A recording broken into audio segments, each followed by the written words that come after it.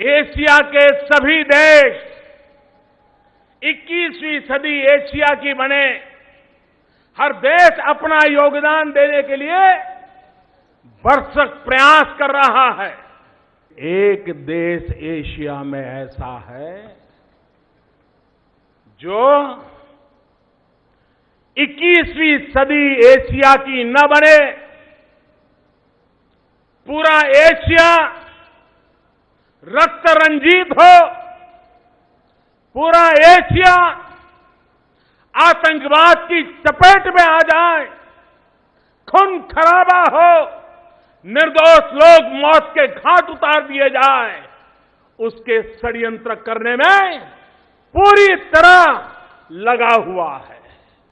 Asia के अंदर जहां जहां आतंकवाद की घटनाएं घट रही हैं, हर देश एक ही देश को गुनहगार मानता है।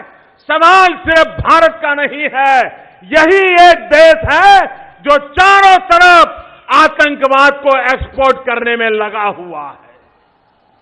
अफगानिस्तान हो, बांग्लादेश हो, अड़ोस पड़ोस के और देश हो, सब दूर। और आपने देखा होगा दुनिया में जब भी आतंकवाद की घटनाओं की खबर आती है तो थोड़े दिन में ये भी खबर आती है कि आतंकवादी या तो इस देश से गया था, या तो आतंकवादी घटना करने के बाद ओसामा बिन लादेन की तरह उस देश में आकर के बसा था, वही उसका आश्रय स्थान बना था। भाइयों बहनों, आतंकवाद कैसा होता है ये केरल के लोग भली भांति जानते हैं। हमारी केरल की बेटियों को आतंकवादी उठा करके ले गए थे, नर्सिंग का काम करने के लिए, मानवता की सेवा करने के लिए। खाड़ी के देशों में हमारी केरल की बेटियां सेवा भाव से काम कर रही थी, आतंकवादी उठा करके ले गए। पूरा हिंदुस्तान बेचैन हो गया था, हमारी बेटियों को हम बचा पाएंगे कि नहीं बचा पाएंगे, उनके जीवन का क्या होगा, वो जिंदा बचेगी कि नहीं बचेगी, उनके मां बाप को हम क्या जवाब दे पाएंगे। चारों तरफ चिंता का माहौल था। लेकिन पूरा केरल, उसने देखा कि दिल्ली में बैठी हुई सरकार इतनी चौकन्नी थी, भरसक प्रयास किया, डिप्लोमेटिक प्रयास किया और मेरी केरल की उन बेटियों को सही सलामत उनके घर तक हमने पहुंचा दिया। आतंकवाद ये मानवता का दुश्मन है। पूरे विश्व की मानव जात को मानवतावादियों ने एक होकर के आतंकवाद को परास्त करना ही होगा। और आतंकवाद के सामने न हिंदुस्तान झुका है, न हिंदुस्तान झुकेगा, आतंकवाद को परास्त करके रहेगा। भाइयों बहनों, इन दिनों पूरे देश में एक आक्रोश का माहौल है। जम्मू कश्मीर में, उरी में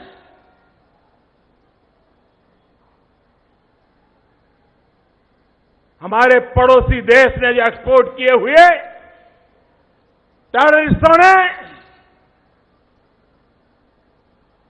हमारे 18 जवानों को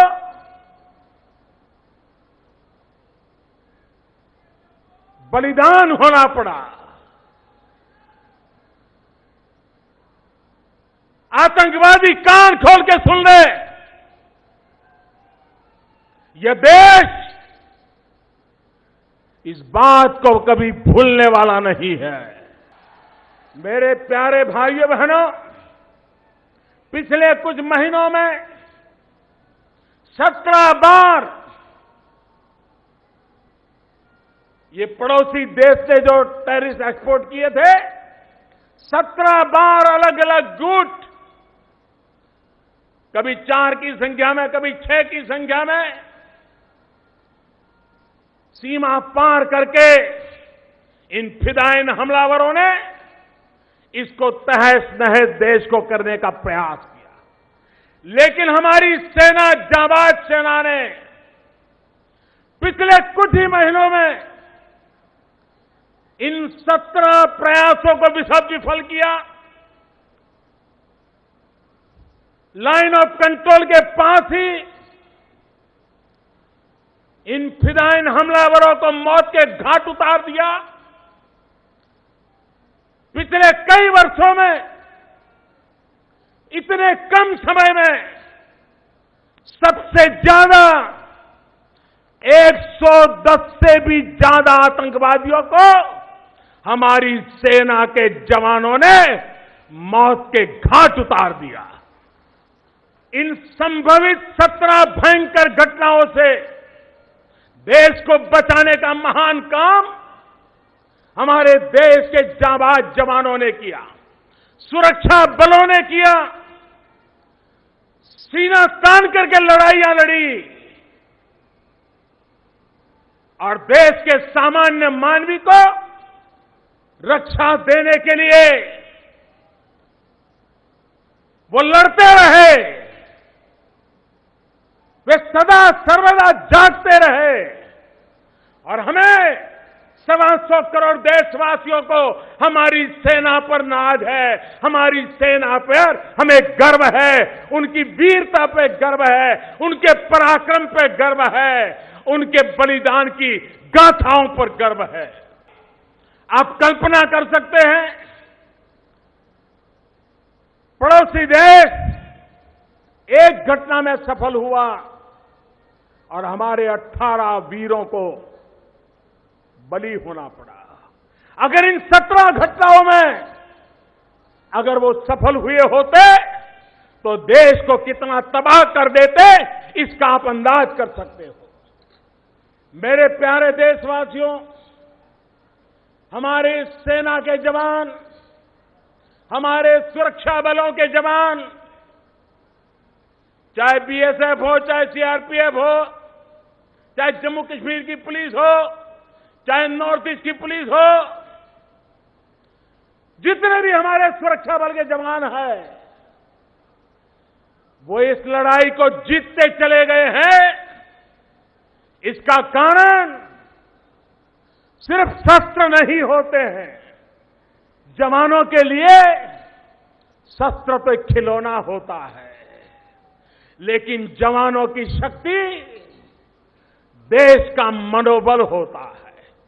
आज हिंदुस्तान का मनोबल सबसे ऊंचा है, सबसे बुलंद हौसला है और देश के लिए, देश के जवानों के लिए, भारत के 125 करोड़ देशवासियों का ये मनोबल, यही हमारी ताकत है और यही हमारे सैन्य का सामर्थ्य है।